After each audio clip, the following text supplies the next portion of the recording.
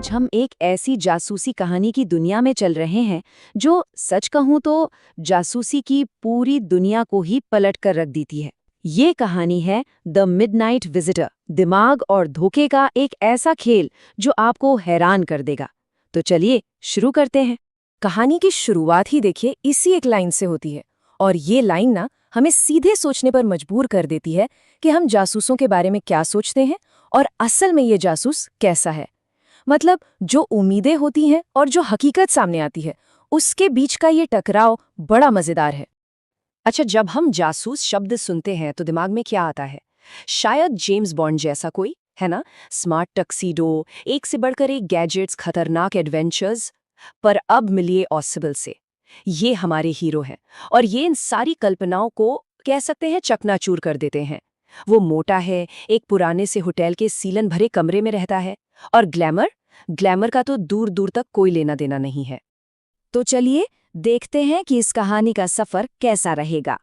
सबसे पहले हम एक ऐसे जासूस से मिलेंगे जो किसी जासूस जैसा है ही नहीं। फिर कहानी में एंट्री होगी एक बिन बुलाए मेहमान की। हम देखेंगे कि कैसे सिर्फ दो झूठ एक ऐसी सच्चाई बना देते हैं जिस पर यकीन करना मुश्किल हो जाए। और आखिर में ये साबित होगा कि असली ताकत जिस्म में नहीं, दिमाग में होती है। तो कहानी के पहले हिस्से में चलते हैं, जिसका नाम है एक अनोखा जासूस। यहीं पर हमारी मुलाकात होती है ऑसिबल से और फाउलर से। फाउलर एक लेखक है जो ऑसिबल से मिलकर कह सकते हैं कि पूरी तरह से निराश हो जाता है। तो ये ऑसिबल है कैसा आखिर? जरा सोचिए, एक बहुत मोटा आदमी पेरिस में 20 साल से रह रहा है, लेकिन बात अभी भी अमेरिकी लहजे में ही करता है। और उसका ठिकाना एक फ्रेंच होटल की छठी मंजिल पर एक छोटा सा घुटन भरा कमरा। अब फाउलर जैसे लेखक के लिए ये किसी भी सीक्रेट एजेंट की इमेज से बिल्कुल उल्टा था। और अब आता है कहानी में वो पल जहां से दिन का पहला और असली रोमांच शुरू होता है। एक अनचाहा मेहमान दरवाजे के उस पार इंतजार कर रहा है। जैसे ही ऑसिबल और फाउलर कमरे में घुसते हैं, उनकी सांसें थम जाती हैं। क्यों? क्योंकि सामने एक आदमी पिस्तौल ताने खड़ा है। ये है मैक्स, एक दूसरा जासूस, एक दुश्मन। तो ये सब हो क्यों रहा है? असल में दांव पर लगी है नई मिसाइलों से जुड़ी एक बेहद खुफिया रिपोर्ट, और मैक्स उसे किसी भी कीमत पर हासिल करना चाहता है। मतलब ये कोई मामूली कागज का टुकड़ा नहीं है, ये एक ऐसी रिपोर्ट है जो इतिहास का रुख बदल सकती है। अब खेल वाकई बहुत खतरनाक हो चुका है। और ठीक इसी पल, जब पिस्तौल तनी हुई है, जान खतरे में है, तब ओजिबल का असली टैलेंट सामने आता है। वो घबराता नहीं है, वो कांपता नहीं है, बल्कि बड़े ही आराम से एक कहानी बुनना शुरू कर देता है। इस बात को समझना बहुत जरूरी है। ऑसिबल का असली हथियार उसकी जेब में रखी कोई बंदूक नहीं, बल्कि उसका तेज दिमाग है। उसकी ताकत है एक कहानी गढ़ने की कला। उसकी पूरी की पूरी स्ट्रैटेजी इस बात पर टिकी है कि वो कितनी जल्दी और कितनी सफाई से एक ऐसी कहानी बना सकता है जिस पर कोई भी यकीन कर ले। तो वो दो कमाल के झूठ क्या थे जो उसने बुने? पहला झूठ, एक बालकनी का। ऑसिबल अपनी खिड़की के नीचे एक ऐसी बालकनी के होने का जिक्र करता है जो असल में वहां है ही नहीं। और दूसरा झूठ पुलिस का। जब दरवाजे पर कोई दस्तक देता है तो वो बड़ी शांति से कहता है, अरे ये तो पुलिस है, मैंने ही बुलाया था एक्स्ट्रा प्रोटेक्शन के लिए। बस इसी लाइन के साथ ऑसिबल अपने धोखे का जाल बुनना शुरू कर देता है। वो एक झूठी बालकनी को इतनी सफाई से पेश करता है कि मैक्स को लगने लगता है कि ये एक असली और बार बार होने वाली परेशानी है।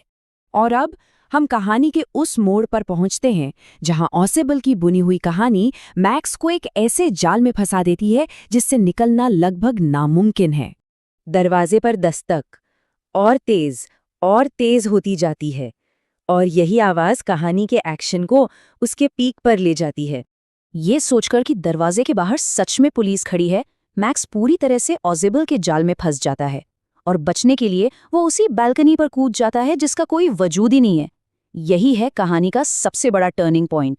और फिर आती है ये एक लाइन जो सब कुछ बयां कर देती है। और फिर जैसे ही वो गिरा, वो एक बार तीखी चीख के साथ चिल्लाया। इसी एक चीख के साथ कहानी का पूरा खेल पलट जाता है। अब जरा एक पल रुकते हैं और देखते हैं कि ऑडिबल के इस शानदार धोखे से पर्दा कैसे उठता है। तो चलिए देखते हैं क्या हुआ। दरवाजा खुलता है, पर बाहर पुलिस नहीं, एक वेटर खड़ा है।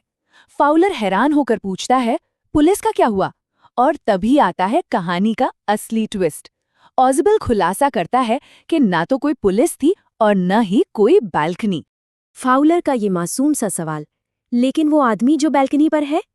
यही सवाल कहानी के सबसे बड़े और सबसे चौंकाने वाले सच का दरवाजा खोलता है।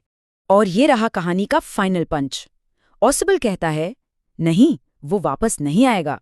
समझे नहीं मेरे दोस्त, कोई बालकनी थी ही नहीं। बस यही एक लाइन ऑज़बल के दिमागी खेल की जीत का ऐलान कर देती है। तो इस पूरी कहानी से हमें क्या समझ आता है? इसका असली मतलब क्या है? चलिए इस चालाकी भरी कहानी से मिलने वाली सबसे बड़ी सीख पर एक नज़र डालते हैं। ये कहानी हमें सिखाती क्या है? पहली और सबसे जरूरी बात, दिमाग किसी भी हथियार से ज्यादा ताकतवर होता है। दूसरी बात, जो जैसा दिखता है वैसा होता नहीं, दिखावे पर कभी मत जाओ। एक शांत दिमाग किसी भी मुश्किल से बाहर निकाल सकता है। और आखिर में, सबसे खतरनाक जाल वो नहीं होते जो हम देख सकते हैं, बल्कि वो होते हैं जो हमारे दिमाग में बुले जाते हैं। ऑज़बल इसका सबसे बड़ा सबूत है। तो आखिर में ये कहानी हमें एक बहुत बड़े सवाल के साथ छोड़ जाती है। एक जासूस का सबसे ताकतवर हथियार क्या है? एक पिस्तौल या फिर एक तेज दिमाग जो किसी भी पल कहीं भी एक नई कहानी गढ़ सकता है? इस पर सोचिएगा जरूर।